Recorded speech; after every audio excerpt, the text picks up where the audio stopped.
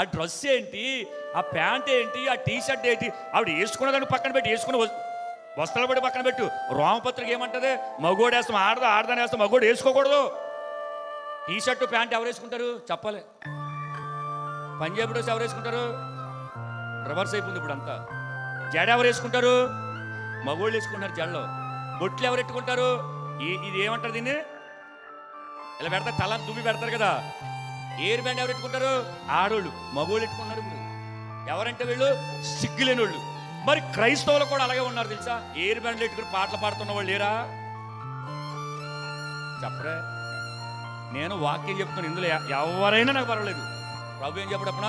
తల వెంట్రుకలు పెంచుకుంటాం స్త్రీకి ఘనత, మగోడి కాదు. మగోడి కటింగ్ వేసుకోవాలి, ఆడోళ్ళు వేసుకోకూడదు. కానీ ఇప్పుడు ఆడోళ్ళు కటింగ్ వేసుకుంటారు బ్యూటీ పార్లర్కి వెళ్ళిపోయి. బ్యూటీ పార్లర్కి వెళ్ళిపోయి కటింగ్ వేసుకుంటున్నారు.